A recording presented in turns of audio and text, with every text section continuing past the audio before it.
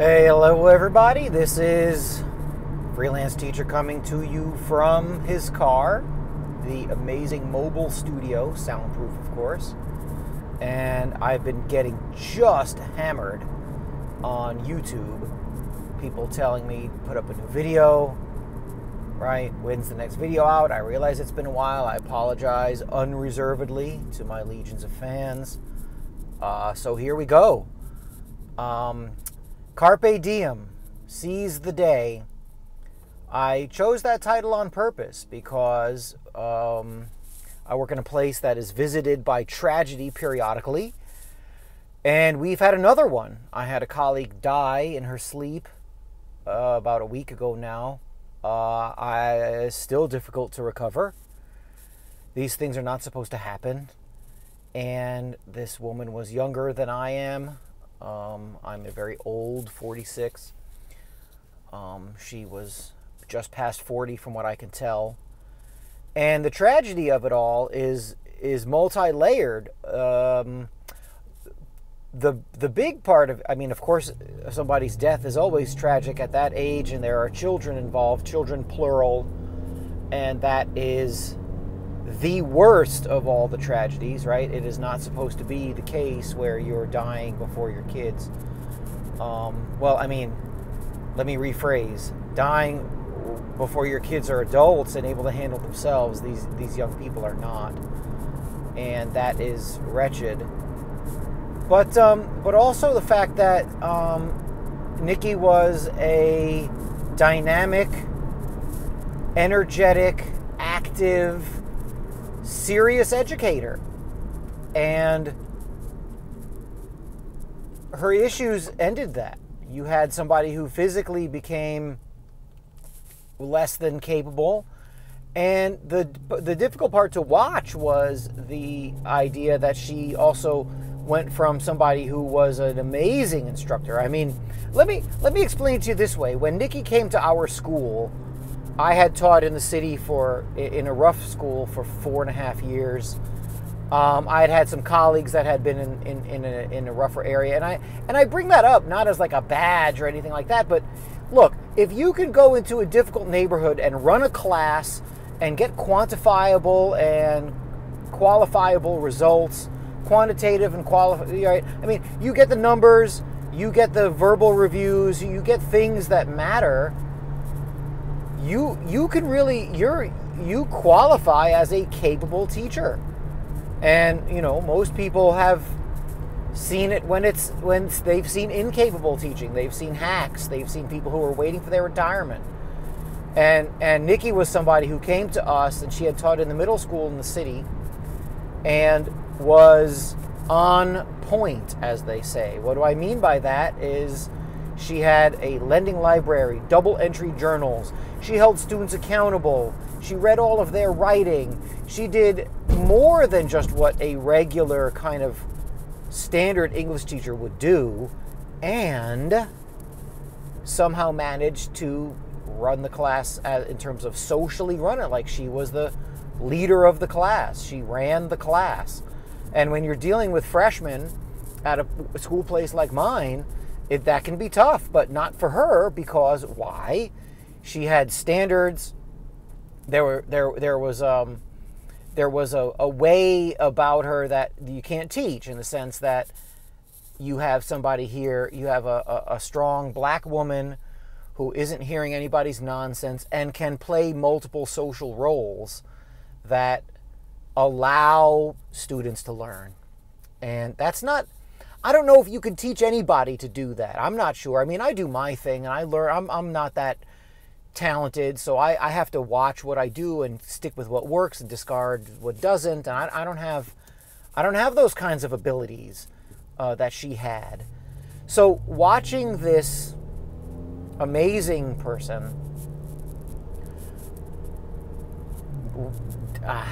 devolve, I guess, collapse, was difficult and tragic. And where I'm guilty, and maybe this is a automobile style session, therapy session, is it became, and this is someone I had known since she got there, right? Nikki taught in the freshman academy, so she and I and a few others would hang out, and we would talk and explain, to compare notes and teacher talk, and we'd hang out in my room with a few other people and talk about what we were doing and personal stuff and work stuff and all this kind of deal. And she dealt with my brand of BS, right? I'd sling around the kind of way I talk, and she didn't do this, she wasn't offended, and I'm going to call human resources because you're such a jerk, which I'm sure many people think about it because I am a jerk. But she was able to be all of these things, and then the slow decline started, and I don't know what the impetus was. I don't know what the catalyst was. I know she had some physical ailments, and then the medications started to take over, and all the side effects. And from what I could tell, the medications and then the side effects of the medications needed more medications, and then you have this endless spiral. In this case, spiral downward. And I was guilty of not going to say hello very much anymore because it was uncomfortable. It was not a pleasant situation to go speak with somebody who used to be one way that was great and then had become someone else and had the artificial bilious face of SSRI medication or whatever kind of medication that seemed to be the case. And it was, and that was where that's where my guilt lies, because Carpe Diem Seize the Day is from Dead Poets Society. That's where I've stolen it from. And it is, the teacher there tells his young students, Carpe Diem, seize the day. You're around now. What can you do to have a full life? How can you work on that now? Maybe the thing that you want to do or you should do that's uncomfortable or difficult, maybe that's what you need to do so you don't later say, well, I should have talked to that person, or I should have been around more, or maybe if I had said something, or at least caused brought some joy to somebody, or caused them to think differently. Those are things you can do and should do. That seize the day is, a very harsh wake-up call to do what you should do, and make sure that even if it's difficult or uncomfortable, you do it anyway. Because when circumstances change, you might regret it, or things go badly. And that's kind of what I'm talking about, because it was, you had the descent of somebody into an unhealthy way, and then her body gave out and just couldn't do anymore. And you have someone in their early 40s. I got a text message saying that colleague died. That's not normal. That's not how it's supposed to go. And last bit is this idea of medications, which have a place. Modern medicine has a role to play, but I keep coming back to, the constant and ubiquitous drive and desire for pills. And I'm not, I can talk to you about Big Pharma 6 ways to Sunday in ways that you've never heard before. But I can do the Big Pharma thing. I'm not, one of these blue-pilled, if you have ailment X, you got to take these sets of pills, and, Novartis and Bristol Myers Squibb exist to make sure our lives are better. And I get it, profit motive, and look, I understand Big Pharma. So I'm not trying to say that, I'm not trying to be soft on Big Pharma, but certain medications with certain people, and even if they're made by one of the big pharma companies, we as a country, I guess you could say, maybe the world, I'm not sure, we got a problem. And because what I saw happen was not acceptable. But what are we sold? We're sold that if you have a problem, you can take a pill and make it go away. There you go. And if you say anything bad about Big Pharma or pharmaceuticals or SSRIs, you're instantly branded a heretic or bad. And it's almost like the Chinese with the opium wars. You know, the British said, look, you don't get it. This is the 1840s. And Britain runs rampant over China and floods the nation with opium, with drugs. It's easy to control people if they need your quote-unquote cure. And need it for whatever, the reason doesn't matter. Need it to feel better, need it to get better, needed to feel comfortable, right? It's in the Odyssey. It's the land of the lotus eaters.